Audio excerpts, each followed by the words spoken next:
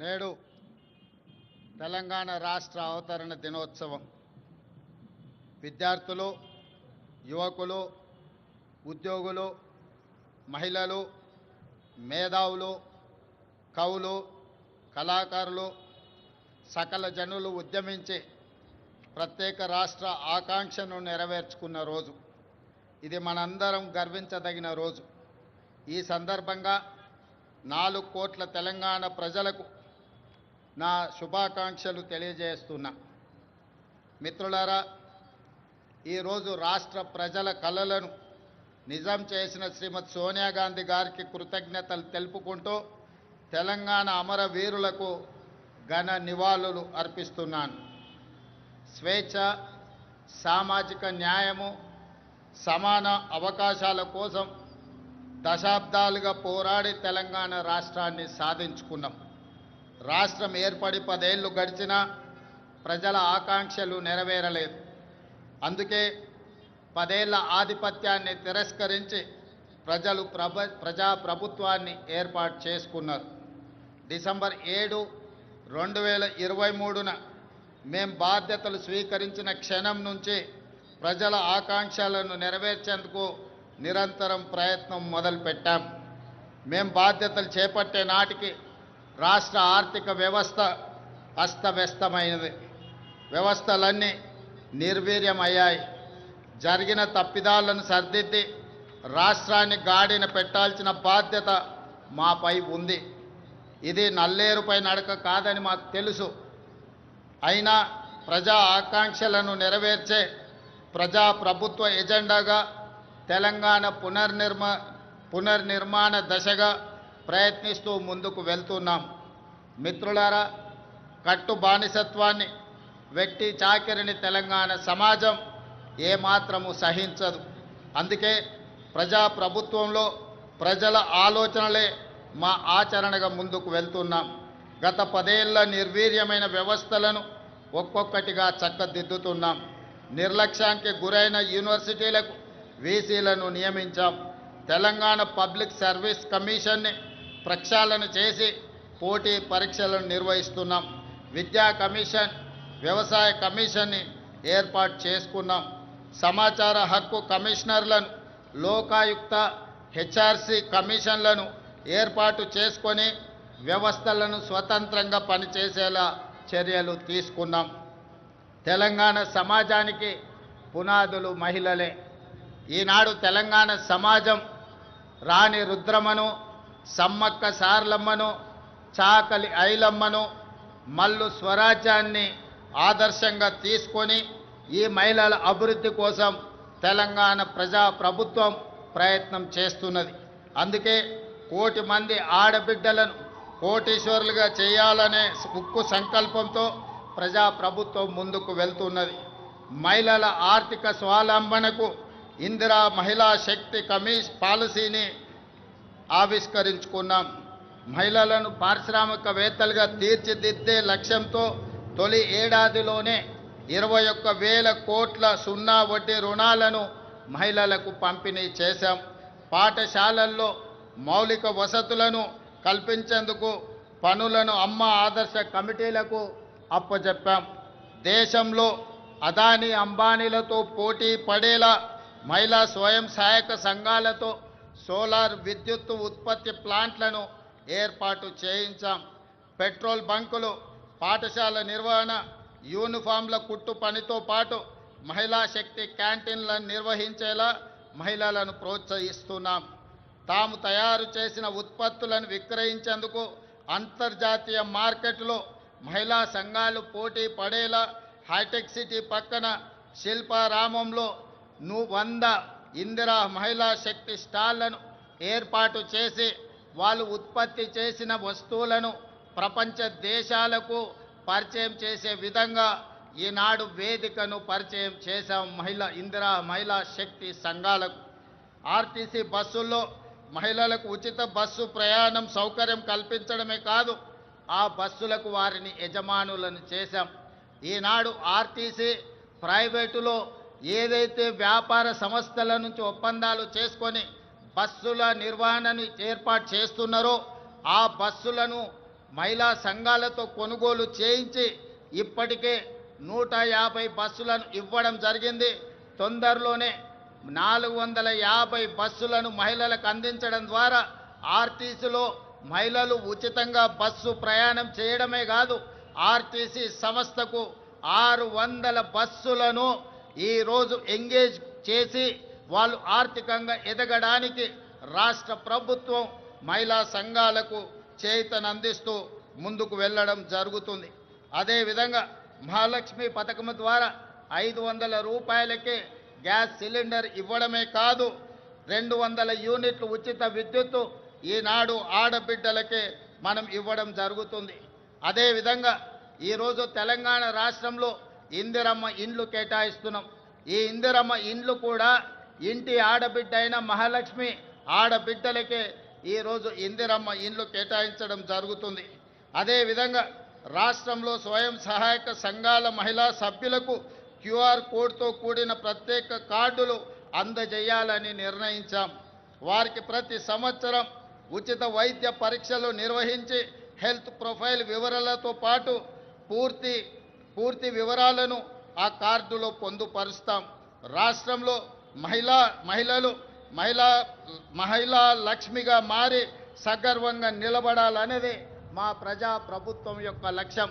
ఇదే కాదు, ఈనాడు మహిళా సంఘాల సభ్యులు 67 లక్షల మంది మన రాష్ట్రంలో ఉన్నారు. వాళ్ళందరికీ కూడా ప్రతి సంవత్సరం 2 జతల చీరలను ఆడబిడ్డ కానుకగా ఈరోజు తెలంగాణ రాష్ట్ర ప్రభుత్వం ఇవ్వడం ద్వారా వాళ్ళ ఆత్మ గౌరవాన్ని నిలబెట్టి ఈ మహిళలతో మాకు కుటుంబ అనుబంధం ఉంది అని చెప్పి ఈనాడు తెలంగాణ ప్రజాప్రభుత్వము ఒక ఔదార్యాన్ని ప్రదర్శించి ఆడబిడ్డలను ఆదుకునే ప్రయత్నం చేస్తున్నాం. అదేవిధంగా మిత్రులారా, రాష్ట్రానికి రైతే వెన్నెముక, అందుకే రైతు సంక్షేమమే ధ్యేయంగా ప్రజాప్రభుత్వం పనిచేస్తుంది.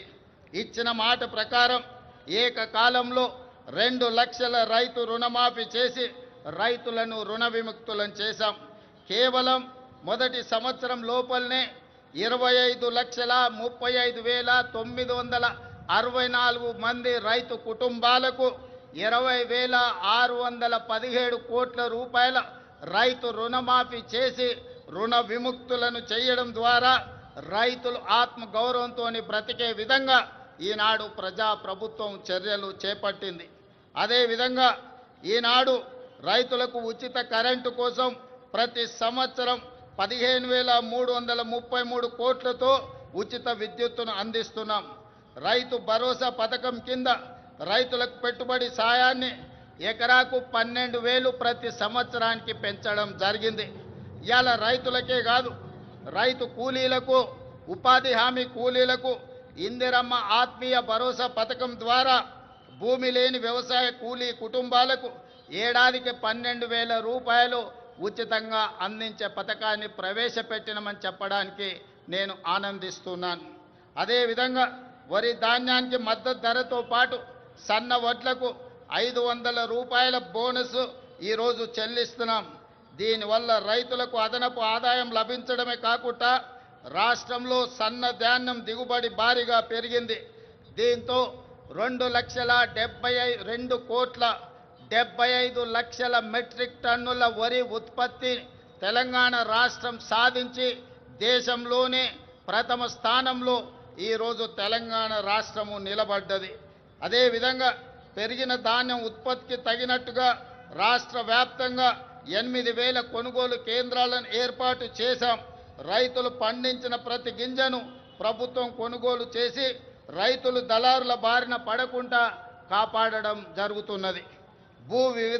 భూ వివాదాలు లేని తెలంగాణ లక్ష్యంగా భూభారతి 2025 చట్టాన్ని తీసుకువచ్చాం. గతంలో ఉన్న ధరణి చట్టం కొద్ది మందికి చుట్టమైతే ఈనాడు భూభారతి చట్టం పేద ప్రజలందరికీ రక్షణ కల్పించే చట్టంగా మార్చి ప్రతి పేదవాడి సమస్యను పరిష్కరించి ఈరోజు అసైన్మెంట్ భూములతో పాటు అడవుల్లో ఉన్న ఆదివాసీలకి అందించిన అటవీ హక్కుల చట్టాలను అమలు చేసి వాళ్ళ భూములకు రక్షణ కల్పించే విధానాన్ని ఈనాడు భూభారతి చట్టంలో మనం తీసుకురావడం జరిగింది. మిత్రులారా, యువత మన భవిష్యత్తు. అందుకే ప్రజాప్రభుత్వం అధికారంలోకి వచ్చిన వెంటనే 16 నెలల్లో దాదాపుగా 60,000 ప్రభుత్వ ఉద్యోగ నియామకాలు చేపట్టడం ద్వారా తెలంగాణ ఉద్యమంలో, తెలంగాణ రాష్ట్ర సాధనలో ముందు భాగాన నిలబడ్డ నిరుద్యోగ యువకులకు ఒక నమ్మకాన్ని, విశ్వాసాన్ని, భరోసాని ఈ ప్రజాప్రభుత్వం అందించడం జరిగింది. ఇదే కాదు, గత 16 నెలల్లో ప్రైవేటు సంస్థల్లో కూడా దాదాపుగా అంతర్జాతీయ పెట్టుబడులు తీసుకొచ్చి 1,00,000 మందికి ఉద్యోగ అవకాశాలు కల్పించడం ద్వారా నిరుద్యోగ సమస్యను పరిష్కరించడమే కాదు, ఈ దేశంలో అత్యల్ప నిరుద్యోగ సమస్యగా ఉన్న రాష్ట్రంగా తెలంగాణ రాష్ట్రము మొట్టమొదటి స్థానంలో ఉన్నది. అదేవిధంగా మిత్రులారా, ఈనాడు ఉద్యోగ నియామకాలలో వైద్య రంగంలో కావచ్చు, పోలీసు రంగంలో కావచ్చు, నీటిపారుదల, సింగరేణి కాలరీస్ ఇలా చెప్పుకుంటూ వెళ్తే ప్రభుత్వంలో ఉన్న ప్రతి ఖాళీలను ఈనాడు భర్తీ చేయడం ద్వారా నిరుద్యోగుల విశ్వాసాన్ని ఈ రాష్ట్ర ప్రభుత్వం చురగొన్నదని చెప్పడానికి నేను చాలా సంతోషిస్తున్నాను. అదేవిధంగా సివిల్స్ పరీక్షలు, ఈనాడు ఈ దేశంలో ఏ రాష్ట్రం అభివృద్ధి చెందాలన్నా సివిల్ సర్వీసెస్కు సంబంధించిన అధికారుల యొక్క ప్రణాళికలు దేశ అభివృద్ధిలో కీలక భాగం పోషిస్తున్నాయి. తెలంగాణ రాష్ట్రం నుంచి సివిల్ సర్వీసుల్లో ఆశించిన మేరకు మన విద్యార్థులకు అవకాశాలు రాకపోవడం వల్ల తెలంగాణ రాష్ట్ర ప్రభుత్వం సివిల్ సర్వీసెస్కు ప్రిపేర్ అవుతున్న వాళ్లకు హైదరాబాదు నగరంలోనే కాదు, ఢిల్లీలో కూడా శిక్షణ పొందడానికి రాజీవ్ యువ వికాసాన్ని అందించడం ద్వారా సివిల్ సర్వీసెస్ ప్రిలిమ్స్కి ఎన్నికైన వాళ్లకు ₹1,00,000, మెయిన్ పరీక్షలకు ఎన్నికైన వాళ్లకు ₹1,00,000 ఆర్థిక సహాయాన్ని అందించడం ద్వారా ఈనాడు దేశంలోనే మన విద్యార్థులు అత్యధికంగా సివిల్ సర్వీసెస్కి ఈరోజు ఎన్నిక కాబడ్డారని చెప్పడానికి నేను సంతోషిస్తున్నాను. అదేవిధంగా యంగ్ ఇండియా స్కిల్స్ యూనివర్సిటీ ఈనాడు విద్యా సంస్థల నుంచి, ముఖ్యంగా ఇంజనీరింగ్ కాలేజీల నుంచి ప్రతి సంవత్సరం 1,10,000 మంది విద్యార్థులు పాస్ అయ్యి సర్టిఫికెట్ తెచ్చుకుంటున్నా ఈరోజు మార్కెట్లో అవసరమైన స్కిల్స్ వాళ్ళకు లేకపోవడం వల్ల ఉద్యోగ ఉపాధి అవకాశాలు కోల్పోతున్నారు. అందుకే తెలంగాణ రాష్ట్ర ప్రభుత్వం ఆలోచన చేసి యంగ్ ఇండియా స్కిల్స్ యూనివర్సిటీని ప్రారంభించడం ద్వారా ఈ విద్యార్థులకు అందులో శిక్షణను అందించి ఉద్యోగ ఉపాధి అవకాశాలు కల్పించడానికి ఈనాడు యంగ్ ఇండియా స్కిల్స్ యూనివర్సిటీని మనం ప్రారంభించుకోవడం జరిగిందని చెప్పడానికి నేను గర్విస్తున్నాను. అదేవిధంగా మొన్న జరిగిన ఒలింపిక్స్లో భారతదేశానికి ఒక్క బంగారు పథకం కూడా రాలేదు. 140 కోట్ల జనాభా ఉన్న, ప్రపంచంలోనే అత్యధిక జనాభా ఉన్న దేశంగా గుర్తింపు పొందిన భారతదేశం ఒలింపిక్స్లో బంగారు పథకాన్ని సాధించకపోవడం మనకు నిజంగా ఆలోచన చేయవలసిన సందర్భం. అందుకే ఈనాడు యువకుల్లో క్రీడాకారులను వెలికి తీయాలి, మట్టిలో మాణిక్యాలను ఈ దేశానికి పరిచయం చేయాలన్న ఆలోచనతోని యంగ్ ఇండియా స్పోర్ట్స్ యూనివర్సిటీని, అదేవిధంగా స్పోర్ట్స్ అకాడమీని ప్రారంభించుకొని రాబోయే 2028 సంవత్సరంలో జరగబోయే ఒలింపిక్స్లో బంగారు పథకాన్ని దేశానికి తెలంగాణ రాష్ట్రం తరఫునే సాధించాలన్న లక్ష్యంతో ఈనాడు యంగ్ ఇండియా స్పోర్ట్స్ యూనివర్సిటీని, అదేవిధంగా అకాడమీని మనం ప్రారంభించుకున్నామని తెలియజేయడానికి నేను సంతోషిస్తున్నాను. అదేవిధంగా యంగ్ ఇండియా ఈరోజు ఇంటిగ్రేటెడ్ రెసిడెన్షియల్ స్కూల్స్, గతంలో ప్రభుత్వాలు SC, ST, BC, minority, EWS కోటాలో ఉండే విద్యార్థులకు వివిధ ప్రాంతాలలో రెసిడెన్షియల్ స్కూళ్ళు నడిపేవాళ్ళు. దాంతో వాళ్ళలో ఒక ఆత్మ న్యూనతా భావము ఏర్పడడానికి అవకాశం ఉంది. అందుకే ఈనాడు తెలంగాణ రాష్ట్ర ప్రభుత్వం ఆలోచన చేసి SC, ST, BC, minority, EWS విద్యార్థులు అందరినీ కూడా ఒకే దగ్గర కలిసిమెలిసి ఒక కుటుంబంలా చదువుకునే విధంగా ఈనాడు యంగ్ ఇండియా ఇంటిగ్రేటెడ్ రెసిడెన్షియల్ స్కూల్స్ని మనం ప్రారంభించుకున్నాం. ప్రతి నియోజకవర్గానికి ఒక యంగ్ ఇండియా ఇంటిగ్రేటెడ్ రెసిడెన్షియల్ స్కూల్ని 25 ఎకరాలలో దాదాపుగా 200 కోట్ల రూపాయలతో నిర్మించాలని 20,000 కోట్ల రూపాయలను ఈనాడు విద్య మీద, వాటికి అవసరమైన మౌలిక వసతులను ఏర్పాటు చేయడానికి ఖర్చు పెట్టాలని ఈ ప్రభుత్వం ముందుకొచ్చి ఈరోజు ఈ కార్యక్రమాలను చేపట్టింది. ఈనాడు విద్య మీద పెట్టే పెట్టుబడిని మేము ఖర్చుగా భావించడం లేదు, భవిష్యత్ తరాల పెట్టుబడి, ఈ దేశ నిర్మాణం, తరగతి గదుల్లోనే ఉన్నది. అందుకే విద్య మీద ఖర్చుగా భావించడం లేదు. మేము ఇది ఒక భవిష్యత్ పెట్టుబడిగా భావిస్తున్నాం. అందుకే ఈనాడు దేశం గర్వించే విధంగా యంగ్ ఇండియా ఇంటిగ్రేటెడ్ రెసిడెన్షియల్ స్కూళ్ళని ఈరోజు మనం ప్రారంభించుకున్నాం. దేశానికే ఆదర్శం. దీనికి ప్రధాన కారణం ఆనాడు పివి నరసింహారావు గారు సర్వేల్ రెసిడెన్షియల్ స్కూల్ మన నల్గొండ జిల్లాలో ప్రారంభిస్తే ఈనాడు దేశానికి ఎంతో మంది ఐఏఎస్ ఐపీఎస్లను అందించారు. మన తెలంగాణ రాష్ట్ర చీఫ్ సెక్రటరీ గారు ఆనాటి పివి నరసింహారావు గారు ప్రారంభించిన సర్వేల్ రెసిడెన్షియల్ స్కూల్ నుంచే అక్కడి విద్యార్థి. ఈనాడు Telangana public service commission chairperson కూడా ఆ సర్వేల్ స్కూల్ నుంచి వచ్చిన ఒక ఐఏఎస్ ఆఫీసర్.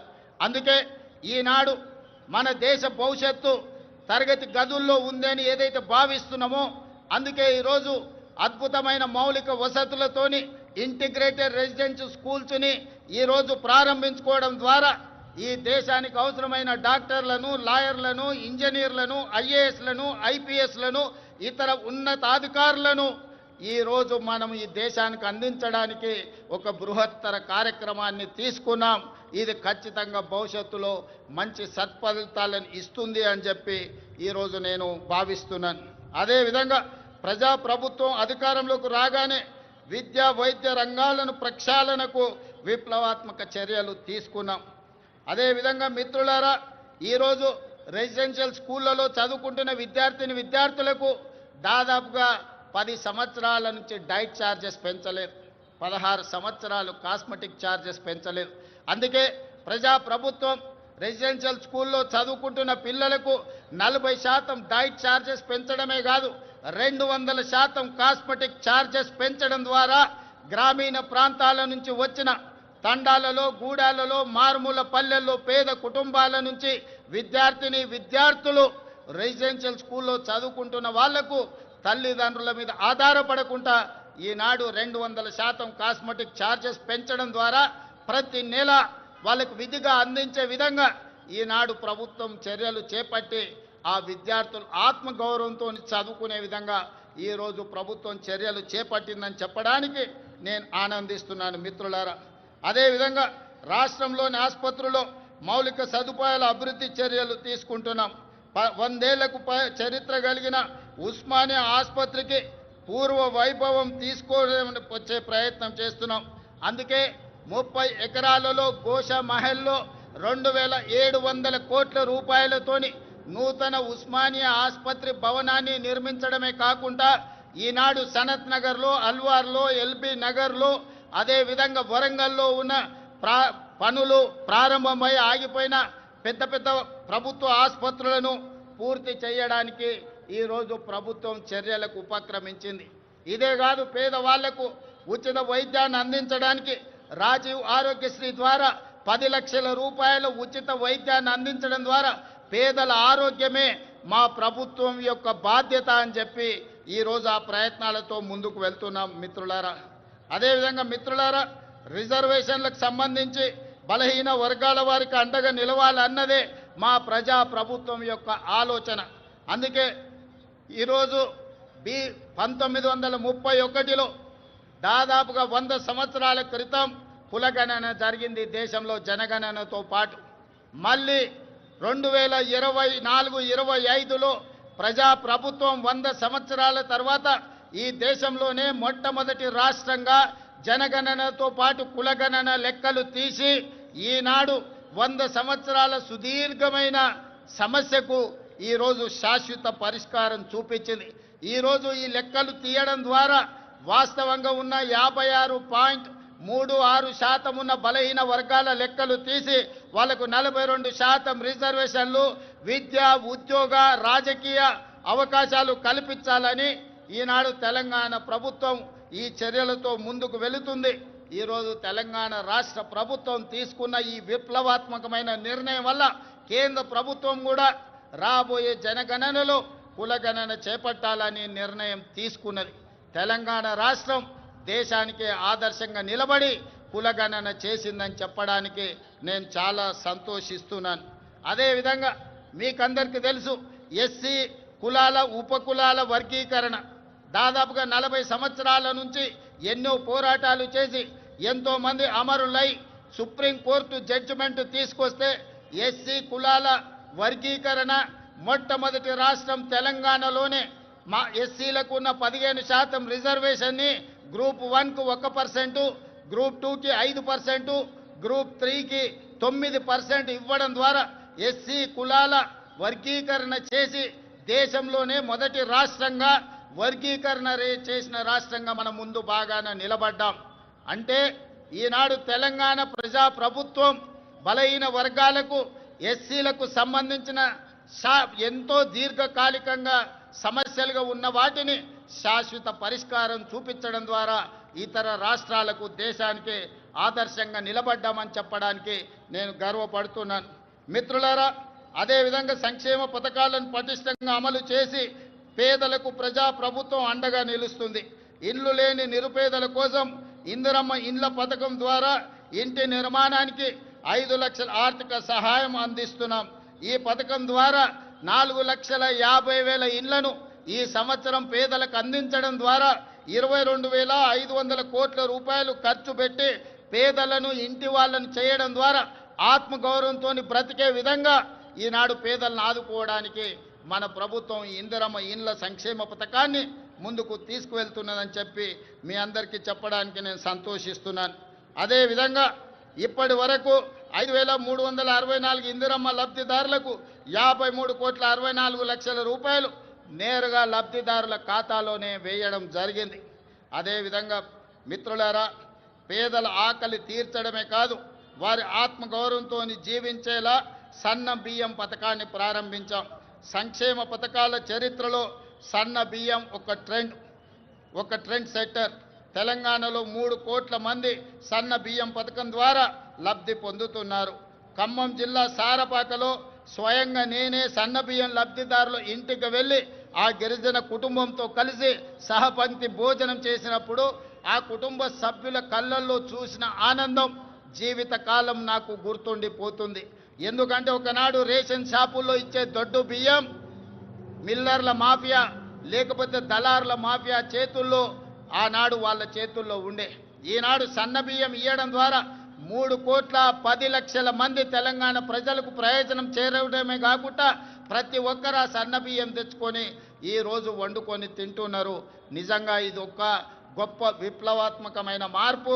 దీనికి ప్రజా ప్రభుత్వం పునాది వేసిందని తెలియజేయడానికి నేను సంతోషపడుతున్నాను మిత్రులారా. అదేవిధంగా పెట్టుబడులు మిత్రులారా, తెలంగాణ రాష్ట్రం సంక్షేమమే కాదు అభివృద్ధిలో కూడా దేశానికి ఆదర్శంగా నిలబడాలని స్టేట్ ఓన్డ్ ట్యాక్స్లో దేశంలోనే మొదటి స్థానంలో ఉన్నాం. అదేవిధంగా స్వదేశీ విదేశీ పెట్టుబడులను ఆకర్షించడంలో తెలంగాణ రాష్ట్రం ఈ దేశంలోనే మొదటి స్థానంలో ఉంది. దాదాపుగా ఈ 18 నెలల్లో 3 లక్షల కోట్ల రూపాయల పెట్టుబడులను ఆకర్షించడమే కాదు, అమెరికా, జపాన్, సింగపూర్, అదేవిధంగా దావోస్ లాంటి నగరాల్లో పర్యటించి ఈ దేశానికి ఈరోజు పెట్టుబడులను సాధించినాం. అదే కాకుండా ఈరోజు జపాన్కి సంబంధించిన మేయర్ గారు ఈ ప్రత్యేక రాష్ట్ర అవతరణ దినోత్సవంలో పాల్గొనడం ద్వారా మనకు స్ట్రాటజిక్ పార్ట్నర్గా మన తెలంగాణ ముఖ్యంగా హైదరాబాదు నగరాన్ని పారిశుద్ధ్య రహిత నగరంగా తీర్చిదిద్దడానికి జపాన్ మనకు సహకరిస్తుంది. అందుకే ఈరోజు రాష్ట్ర అవతరణ దినోత్సవంలో వారు కూడా పాల్గొనడం జరిగింది. వారికి కూడా మనస్ఫూర్తిగా అభినందనలు తెలియజేస్తున్నాను తెలంగాణ ప్రజల తరఫున. అందుకే ఈరోజు తెలంగాణ రాష్ట్ర ప్రభుత్వం భవిష్యత్తు ప్రణాళికలు రచించుకోవడానికి తెలంగాణకు ఒక విజన్ డాక్యుమెంట్ తీసుకురావాలని, ఆ విజన్ డాక్యుమెంటే తెలంగాణ రైజింగ్ 2047. ఈరోజు ఆ పాలసీ డాక్యుమెంట్ ద్వారా రాబోయే తరాలకు భవిష్యత్తు ప్రణాళికలు అందించడమే కాదు, తెలంగాణ రాష్ట్రాన్ని ప్రపంచంతోనే పోటీ పడే విధంగా అభివృద్ధి పదం వైపు నడిపించాలన్న ఒక పాలసీ డాక్యుమెంట్ను తెలంగాణ రాష్ట్రం తీసుకురావడానికి ప్రయత్నం చేస్తుంది అని చెప్పి తెలియజేయడానికి నేను ఎంతో సంతోషిస్తున్నాను. ప్రపంచ నగరాలతో ధీటుగా హైదరాబాదు నగరాన్ని తీర్చిదిద్దేందుకు ప్రణాళికలు రూపొందిస్తున్నాం. మూసీ నదికి పూర్వ వైభవం తెచ్చేందుకు మూసీ పునరుజ్జీవన ప్రాజెక్టును మనం చేపడుతున్నాం. బాపు ఘాట్ను అంతర్జాతీయ స్థాయిలో గాంధీ సరోవర్గా తీర్చిదిద్దాలని మనం అనుకుంటున్నాం. అంతర్జాతీయ ప్రమాణాలతో భారత్ ఫ్యూచర్ సిటీ, ఈ దేశంలో ఏ నగరమైనా ఎప్పుడో బహుశా పూర్వతరాలు ప్రారంభించిన నగరాలను కొంచెం కొంచెంగా విస్తరించుకుంటూ వస్తున్నాం. కానీ భారతదేశంలో పూర్తి స్థాయి ప్రణాళికబద్ధమైన మహానగరం లేకపోవడం ఒక లోటుగా భావించి ఈరోజు న్యూయార్క్, టోక్యో లాంటి నగరాలతో పోటీ పడే విధంగా భారత్ ఫ్యూచర్ సిటీని మనం ఈరోజు ఎయిర్పోర్టుకు దగ్గరలో ప్రారంభించుకుంటున్నాం. 30,000 ఎకరాలలో ప్రపంచ స్థాయి ప్రమాణాలతో ఈరోజు నూతన నగరాన్ని నిర్మించుకోవడానికి మనం ప్రణాళికలు రచించుకున్నాం, ముందుకు వెళ్తున్నామని తెలియజేయడానికి ఈరోజు సంతోషపడుతున్నాను. ఆ భారత్ ఫ్యూచర్ సిటీలో ఏఐసిటీ, స్పోర్ట్స్ సిటీ, ఫార్మా సిటీతో పాటు లైఫ్ సైన్సెస్, హెల్త్ సిటీలను ఏర్పాటు చేస్తాం. ఇందుకోసం ఫ్యూచర్ సిటీ డెవలప్మెంట్ అథారిటీని ఏర్పాటు చేసినాం. ప్రణాళికలు రచించడానికి పాలసీ డాక్యుమెంట్ను మనం ఇప్పటికే రూపొందించుకున్నాం. తొందరలోనే హైదరాబాద్లో నిర్మించబోయే భారత్ ఫ్యూచర్ సిటీ ప్రపంచ పెట్టుబడులకు ఒక కేంద్రంగా మారబోతుందని తెలియజేయడానికి నేను సంతోషపడుతున్నాను. రాష్ట్ర మౌలిక సదుపాయాలలో భాగంగా విమానాశ్రయాల సంఖ్యను పెంచుకునేందుకు చర్యలు తీసుకుంటున్నాం. ఇప్పటికే మనకు తెలంగాణ రాష్ట్రంలో ఉన్నది ఒకే ఒక ఎయిర్పోర్ట్ ఈరోజు మనకు శంషాబాద్లో ఉన్నది. అందుకే రాష్ట్ర ప్రభుత్వం కేంద్ర ప్రభుత్వంతో చర్చించి సంప్రదించి వరంగల్లో నూతన ఎయిర్పోర్ట్కు, అదేవిధంగా ఆదిలాబాద్లో ఇంకొక ఎయిర్పోర్ట్కు అనుమతులు తెచ్చుకున్నాం. తొందరలోనే వరంగల్ నగరంలో, ఆదిలాబాద్ పట్టణ ప్రాంతంలో నూతన ఎయిర్పోర్ట్లు ఏర్పాటు చేసుకోబోతున్నామని చెప్పి మీకందరికీ తెలియజేయడానికి నేను ఎంతో సంతోషిస్తున్నాను. అదేవిధంగా ఈరోజు regional ring road, outer ring road మన హైదరాబాద్ నగరంలో తీసుకొచ్చిన మార్పులు మీకు అందరికీ తెలుసు. ఈరోజు ఐటీ కానీ, ఫార్మా కానీ హైదరాబాద్ నగర అభివృద్ధికి ఔటర్ రింగ్ రోడ్ మనకి ఎంత సహాయం అందించిందో మీకు తెలుసు. 160 కిలోమీటర్ల ఔటర్ రింగ్ రోడ్ ఇంత అభివృద్ధి చేస్తే ఈనాడు రీజనల్ రింగ్ రోడ్డును ప్లాన్ చేస్తున్నాం. RRRని 360 కిలోమీటర్ల పొడవున హైదరాబాద్ తెలంగాణ నగరాన్ని చుట్టుముట్టే విధంగా ఈరోజు రీజనల్ రింగ్ రోడ్డును మనము నిర్మించుకోబోతున్నామని తెలియజేయడానికి నేను సంతోషపడుతున్నాను. రీజనల్ రింగ్ రోడే కాదు, ఔటర్ రింగ్ రోడ్డు నుంచి రీజనల్ రింగ్ రోడ్ వరకు రేడియల్ రోడ్లను వేసుకోవడం ద్వారా మన నగరాన్ని మహానగరంగా ప్రపంచ దేశాలతో పోటీ పడే విధంగా తీర్చిదిద్దాలని ఈనాడు తెలంగాణ ప్రభుత్వం ఉక్కు సంకల్పంతో ముందుకు వెళ్తున్నది. దీనికి మీరు అందించిన సహకారానికి నేను మనస్ఫూర్తిగా కృతజ్ఞతలు తెలియజేస్తున్నాను. అదేవిధంగా హైదరాబాద్ నగరంలో ఈ పక్క నుంచి వెళ్తున్న మెట్రో మీరు అందరూ చూస్తున్నారు. ఆనాడు కీర్తిశేషులు జైపాల్ రెడ్డి గారు పట్టణాభివృద్ధి శాఖ మంత్రిగా ఉన్నప్పుడు డాక్టర్ వైఎస్ రాజశేఖర రెడ్డి గారు ముఖ్యమంత్రిగా ఈ మెట్రోను మన హైదరాబాద్ నగరానికి పరిచయం చేసిండ్రు. ఆనాడు దేశంలోనే 2వ స్థానంలో ఉండే ఈ 12-13 ఏళ్ళు మెట్రో విస్తరించకపోవడం వల్ల 9వ స్థానానికి హైదరాబాదు నగరం పడిపోయింది. అందుకే ముఖ్యమంత్రిగా బాధ్యతలు చేపట్టిన వెంబడే విస్తరిస్తున్న నగరానికి మెట్రోని విస్తరించాలి, పేదలకు అందుబాటులోకి తీసుకురావాలని ఈరోజు మెట్రోని పూర్తి స్థాయిలో విస్తరించడం ద్వారా ప్రతి ఒక్కరికి మెట్రోని అందుబాటులోకి తీసుకురావాలనే ప్రయత్నం చేస్తున్నాం. తొందరలోనే మెట్రో విస్తరణ పనులను కూడా ప్రారంభించుకోబోతున్నామని మీకు అందరికీ చాలా సంతోషంతో తెలియజేస్తున్నాను మిత్రులారా. అదేవిధంగా శాంతి భద్రతలు ఎక్కడైనా ప్రపంచంలో పెట్టుబడులు రావాలంటే దేశంలో శాంతి భద్రతలు ఉండాలి.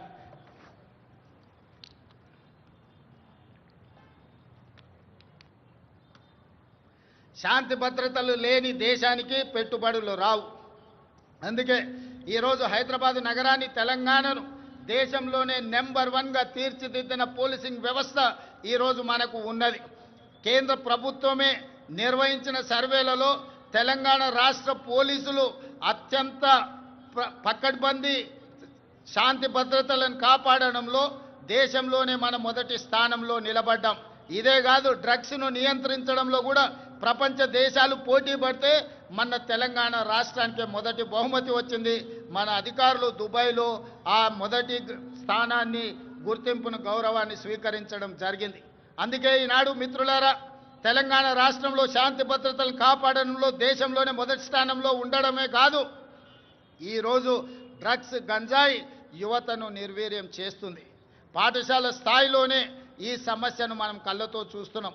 అందుకే ఈరోజు డ్రగ్స్, గంజాయిని నియంత్రించడమే కాదు, ఉక్కు పాదంతో అణిచివేయాలన్న ఆలోచనతోని పోలీస్ వ్యవస్థను పూర్తిగా ప్రక్షాళన చేసి సంపూర్ణమైన అధికారులని వాళ్ళకు అధికారాన్ని అందించి తెలంగాణ రాష్ట్రంలో గంజాయి అమ్మే వాళ్ళు కానీ డ్రగ్స్ వినియోగించే వాళ్ళు కానీ కాలు పెట్టాలంటే వెన్నులో చలి జ్వరం వచ్చే విధంగా ఈనాడు మన పోలీసులు పనిచేస్తున్నారు. ఇదే కాదు, సైబర్ క్రైమ్ మీకు తెలుసు. ప్రతిరోజు సైబర్ క్రైమ్ ద్వారా మోసపోయిన వాళ్ళని ఎంతో మందిని టీవీలో పేపర్లలో చూస్తున్నాం.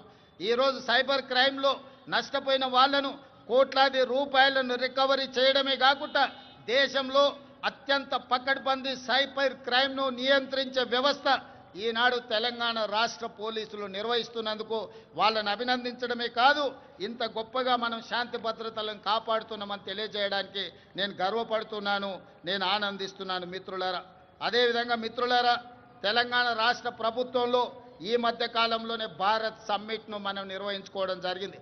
భారత్ సమ్మిట్ ద్వారా దాదాపుగా 100 దేశాలకు సంబంధించిన ప్రతినిధులు హైదరాబాదు నగరానికి వచ్చి తెలంగాణ రాష్ట్రంలో పెట్టుబడులకు అనువైన అంశాలను, పరిపాలనలో సరళీకృతమైన విధానాలను, అదేవిధంగా ఇక్కడ ఉన్న శాంతి భద్రతలను, ప్రభుత్వం ఇస్తున్న అనుమతులతో పాటు ఇక్కడ ప్రజల యొక్క హక్కులను కాపాడడానికి ప్రజాస్వామిక వ్యవస్థలను బలోపేతం చేసి ప్రపంచానికే ఆదర్శంగా నిలబడి డాక్టర్ బాబాసాహెబ్ అంబేద్కర్ గారు అందించిన రాజ్యాంగాన్ని తూచా తప్పకుండా అమలు చేస్తున్న తెలంగాణ ప్రభుత్వం గురించి భారత్ సమ్మిట్లో 100 పైగా దేశాలు పాల్గొని 3 రోజులు తెలంగాణ రాష్ట్ర ప్రభుత్వం తీసుకుంటున్న చర్యలను నిశితంగా గమనించి వాళ్ళు అభినందించడమే కాదు, 100 దేశాలలో ఈరోజు తెలంగాణ రాష్ట్రం గురించి, హైదరాబాదు నగరం గురించి వాళ్ళు ప్రచారం కల్పిస్తున్నారని చెప్పడానికి నేను సంతోషపడుతున్నాను.